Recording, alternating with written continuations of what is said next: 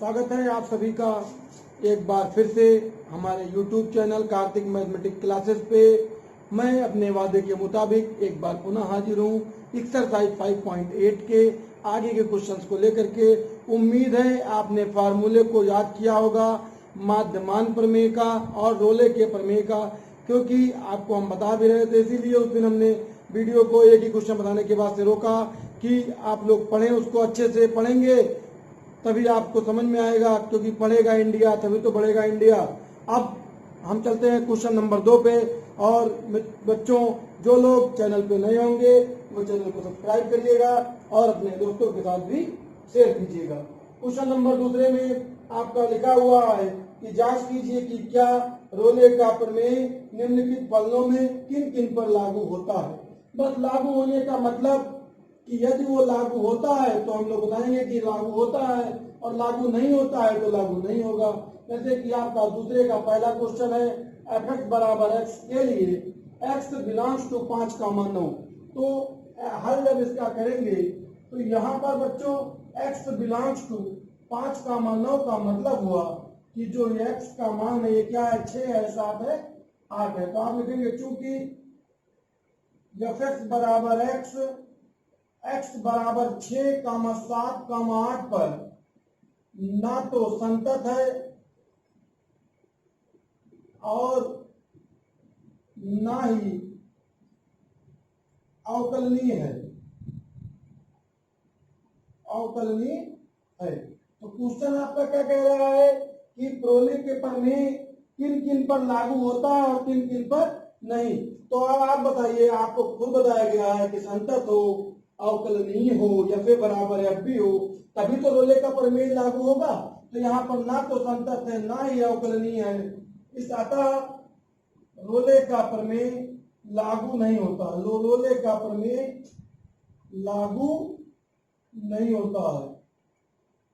नाम है रोले का प्रमेय, लेकिन आप लोग इसको रोलिएगा मत, हंसते हंसते लगाइएगा। क्वेश्चन नंबर 2 क्या है, f(x) बराबर x के लिए x बिलोंग्स टू -2, 2। तो एक्स्ट्रा शॉर्ट में भी हमने लिखवाया था कि x अगर 0 के लिए x का मान अवकलनीय नहीं होता है। तो यहाँ पर जब आप हल करेंगे तो यहाँ पर लिखा क्या है, x बिलोंग्स टू -2, 2। तो आप करेंगे x बिलोंग्स टू -2, 2। तो इसका मतलब क्या हुआ कि x बराबर -1, 0, 1। तो आप लिखेंगे चूंकि f(x) बराबर f(x) मॉड x, f(x) का मान क्या दिया हुआ, f(x) आपको लिखिए f(x) बराबर -1, 0, 1 पर ना तो संतत है और ना ही अवकलनीय है,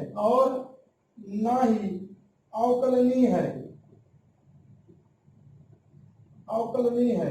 इसलिए रोले का प्रमेय लागू नहीं होता है।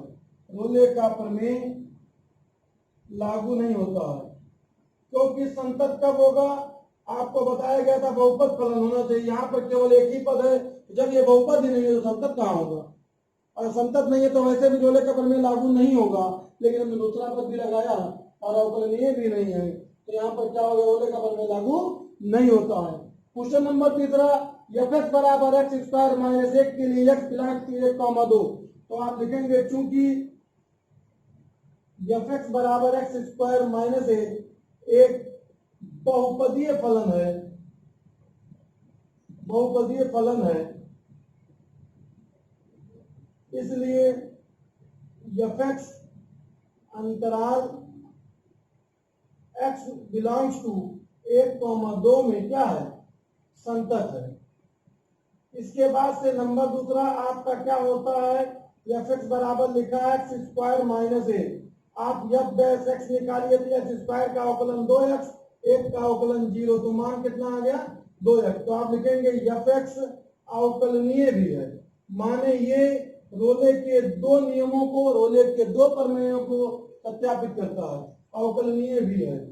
अब आपका तीसरा कंडीशन क्या था, यदि f(a) बराबर f(b) भी आ जाए तभी तो रोले का प्रमेय सत्यापित होगा। तो आप लिखेंगे कि f(x) बराबर क्या दिया है, x² - 1। अब अंतराल क्या है, x बिलोंग्स टू 1, 2। तो आप लिखिए f(a) बराबर, तो यहाँ क्या हो जाएगा, a² - 1 तो यहाँ पे बच्चों 1,2 है, माने a का मान ये है और b का मान क्या है 2 है। तो यहाँ पर आप रखिए f1 बराबर, तो f1 बराबर 1 का स्क्वायर माइनस 1, तो 1 में 1 का स्क्वायर 1, 1 में से 1 गया क्या बचा 0। फिर आप लिखेंगे fb बराबर, तो b स्क्वायर माइनस 1, तो b की वैल्यू कितनी है 2 है, तो 2 का स्क्वायर माइनस 1, 2 का वर्ग 4, 4 में से क्या कितना बचा 3 बचा। तो आप लिखेंगे चूंकि F A is not equal to F B, इसलिए रोले का प्रमेय लागू नहीं होता है, रोले का प्रमेय लागू नहीं होता है। लागू कब होता, यदि तीनों नियमों को पालन करता तो रोले का प्रमेय लागू होता। यह आपका क्वेश्चन नंबर दूसरा है।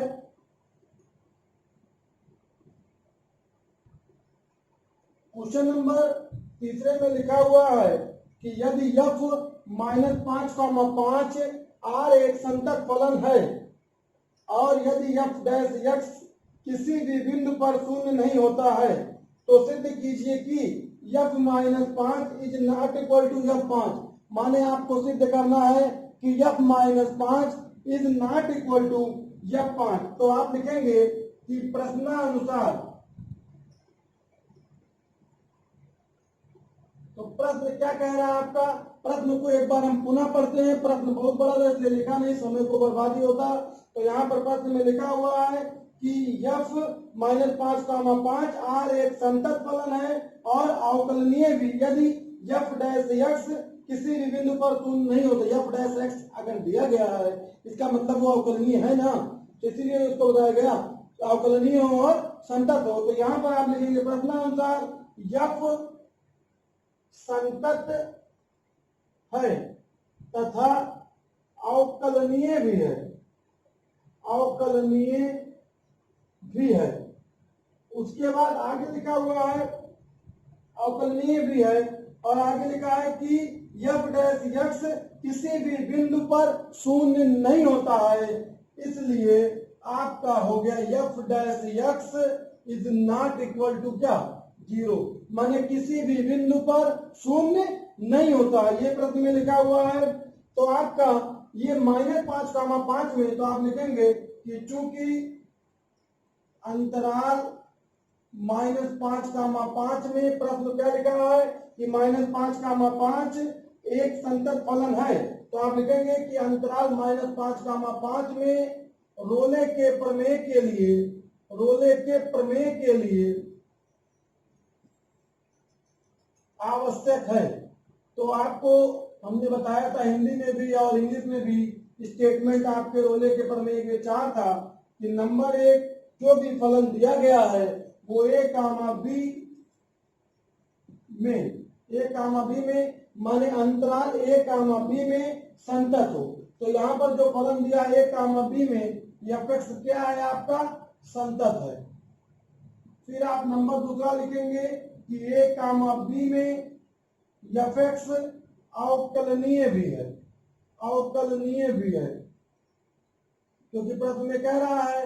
और नंबर तीसरा पॉइंट वो कहा है कि f डैश x किसी भी बिंदु पर शून्य नहीं होता है। तो जब ये आपका अवकलनीय भी है इसका मतलब ये भी दिया हुआ है कि f बराबर क्या है f b है और f डैश x किसी भी बिंदु पर शून्य नहीं होता है। तो आप लिखेंगे जब ये तीनों चीज बराबर है तब आप लिखेंगे f डैश c बराबर किसके 0 के, क्योंकि हमको अगर कोई फलन का मान निकालना रहता है तो हम क्या लिखते हैं कि f डैश c बराबर 0 और जो अंतराल है यहाँ पर तो आप लिखेंगे जहां x बिलोंग्स टू क्या a, b, क्योंकि जो भी x का मान आता है यहाँ पे c का वो अंतराल a और b के मध्य आना चाहिए। परंतु आपका जो क्वेश्चन है वो कह रहा है कि f dash x is not equal to 0। प्रश्न को हम दोबारा पढ़ते हैं, आप इस क्वेश्चन को पूरा प्रयास करिएगा समझने का।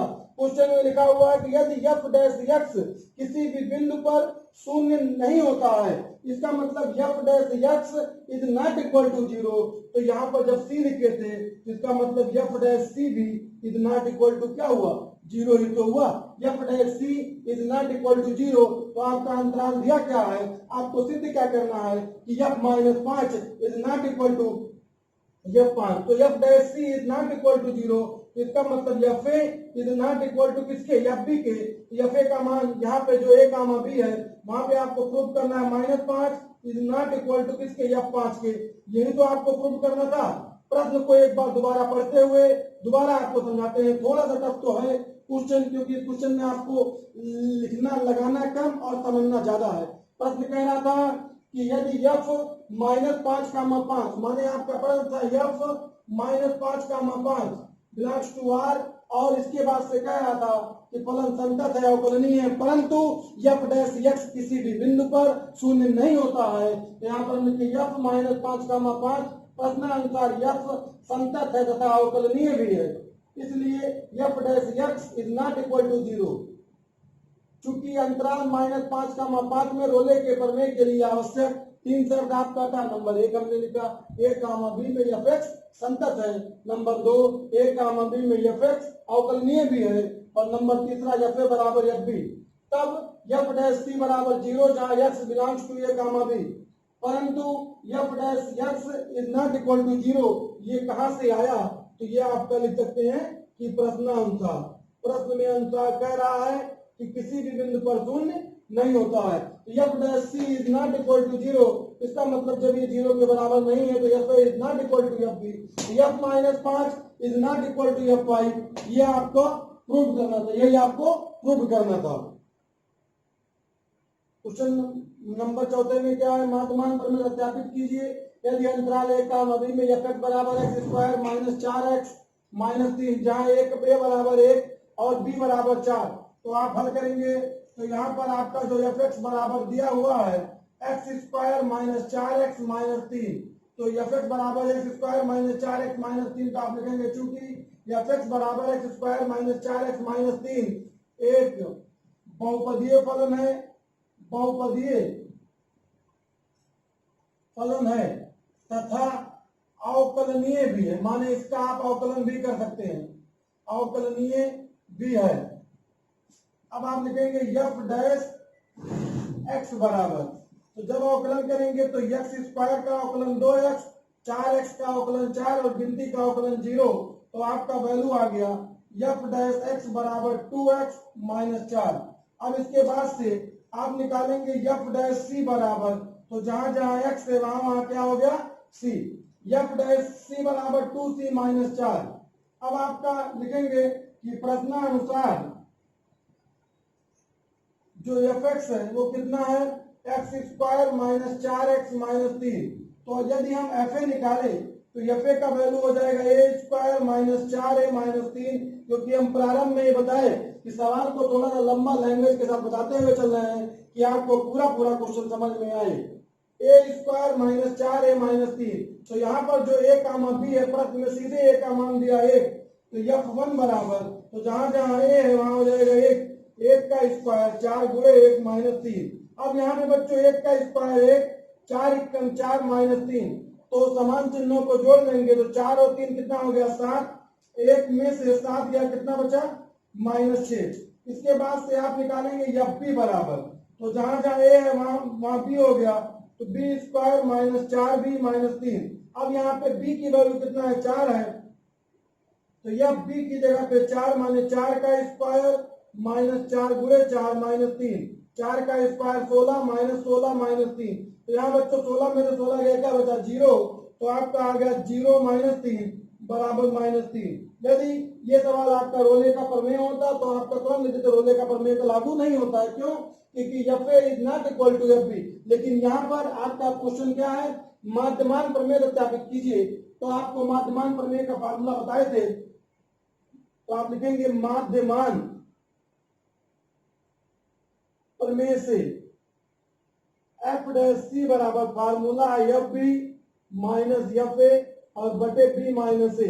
तो F डैश C की वैल्यू क्या है 2C - 4 बराबर FB की वैल्यू आपने निकाला, FB की वैल्यू आ गया -3, FA की वैल्यू कितना आई है -6, तो आप ब्रैकेट में करके -6 और B की वैल्यू 4 और A की वैल्यू 1, तो 2C - 4 बराबर -3 गुणा प्लस और 4 में से 1 क्या क्या बचा 3, तो यहाँ पे बच्चों 2C - 4 बराबर 6 में से 3 गया 3 बटे 3, 3 से 3 कट गया, क्या बचा 1, तो 2c बराबर 1 प्लस 4, तो आपका आया 2c बराबर 5, c बराबर 5/2।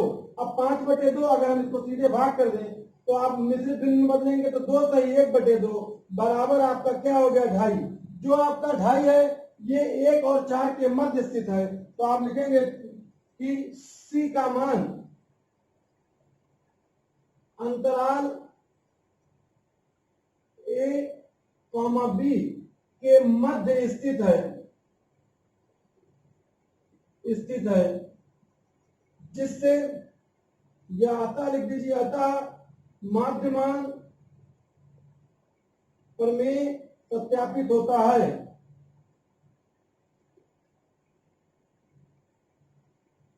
प्रमेय सत्यापित होता है। यह आपका क्वेश्चन नंबर 4। अंतराल a कामा b दिया था, f(x) दिया है। सबसे पहले f(x) की वैल्यू दी गई है, तो f(x) एक बहुपदीय फलन है और आपका अवकलनीय फलन भी है। अवकलन की f'(x) तो 2x - 4 और गिनती का अवकलन हो गया 0, तो यहाँ पर f'(x) बराबर 2x - 4, f'(c) बराबर 2c - 4।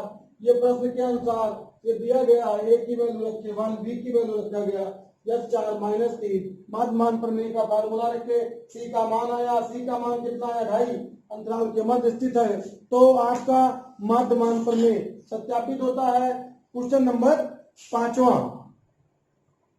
क्वेश्चन नंबर 5 में लिखा हुआ बच्चों कि माध्यमान प्रमेय सत्यापित कीजिए यदि अंतराल a कामा b में f(x) बराबर x³ - 5x² - 3x, a बराबर 1, b बराबर 3, और आगे प्रश्न लिखा है कि f' बराबर 0 के लिए c बिलोंग्स टू 1,3 को ज्ञात कीजिए।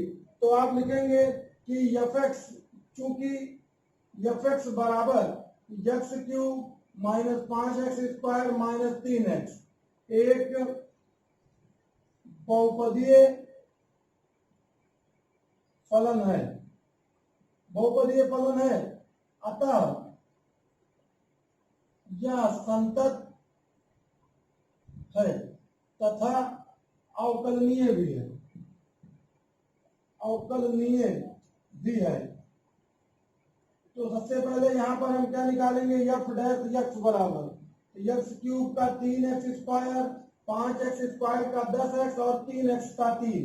अब इसके बाद से लैग्रेंज प्रमेय हमको निकालना है, तो जहां पर x है वहां पर c रख देंगे, तो 3c² - 10c और माइनस क्या हो गया 3। अब आप लिखेंगे कि चूंकि f(x) बराबर क्या लिखा है x³ - 5x² - 3x और x बिलोंग्स टू 1,3। अब यहाँ पर जो बच्चों x का मान है, a का मान 1 और b का मान 3, तो आप लिखेंगे f(a) बराबर, तो x की जगह पर a 5a² - 3 है, f(1) बराबर, तो 1 का क्यूब - 5, 1 का स्क्वायर 3 गुणे 1 का क्यूब हो गया 1, 5 गुणे और 3 एकम 3, तो 5 और 3 कितना हो गया 8, 1 में से 8 गया, कितना बचा -7। अब आप निकालेंगे f(b) बराबर, तो जहां जहां a है वहां b हो जाएगा, b³ - 5b² - 3b, b की जगह पे 3, तो माने 3 का क्यूब 5 और 3 का स्क्वायर और -3 गुणे 3। अब यहाँ पे 3 का क्यूब माने 3 गुणे 3 गुणे 3, तो 3 3 का 9, 9 3 27 और 5 और गुणे 3 का वर्ग 9 और 3 का 3 से गुणा होगा 9 बचेगा। अब यहाँ पे बच्चों 27 - 45 और -9, तो 45 और 9 मिलकर के हो गया 54, तो 45 और 9 मिलकर के हो गया 54, 27 माने f(3) बराबर 27 - 54 बराबर कितना आ गया -27। तो आप लिखेंगे कि माध्यमान प्रमेय से माध्यमान क्या, f'(c) बराबर fb - fa/b - a, तो f'(c) की वैल्यू क्या है 3c² - 10c - 3 बराबर fb की वैल्यू कितना निकली है -27 और fa की वैल्यू कितना निकली है -7 और b की वैल्यू कितना 3 - 1, तो आपका आ गया 3c² माइनस 10c माइनस 3 बराबर माइनस 27 प्लस 7/2। 27 में से 7 गया 20/2, 2 से काट दीजिए 10 बार में, तो आपका आ गया 3c² माइनस 10c माइनस 3 और इधर आएगा तो प्लस 10 बराबर 0 माने 3c² माइनस 10c और 10 में 3 कितना बचा 7, तो 7 3 21 और 7 में 3 जोड़ेंगे कितना आ जाएगा 10। तो यहाँ पर गुणनखंड आपका होगा 3c² minus 3c minus 7c और प्लस 7 बराबर किसके 0 के। तो अब यहाँ पर आप लेंगे इसको 3c कॉमन, तो आपका बचेगा c माइनस 1, 7 को कॉमन c माइनस 1 बराबर किसके 0 के, तो c माइनस 1 और 3c माइनस 7 बराबर 0। तो आपका आएगा यदि c माइनस 1 बराबर 0 तो c बराबर क्या आ जाएगा 1। फिर आप लिखेंगे यदि 3c माइनस 7 बराबर 0 तो 3c बराबर 7 माने c बराबर 7/3, 3 दूनी 6, 2 सही 1/3। तो जो ये मान 2 सही 1/3 है ये भी अंतराल में है, लेकिन ये जो c का मान है ये 1 आ गया तो इन दोनों के मध्य नहीं है। तो आप लिखेंगे कि इसलिए c is not belongs to 1,3 माने c का 2 मान तो आया, एक मान आपका हो गया 2 सही 1/3 और एक मान 1, तथा c का अगर मान लिखे तो c बराबर आपका आ गया 1,3 में एक मान आपका आया 1 और एक मान आया 7/3। ये आपका c का आंसर हुआ क्योंकि c का मान पूछ रहा था और c is not belongs to 1,3। ये आपका क्वेश्चन नंबर 5वें का आंसर होगा।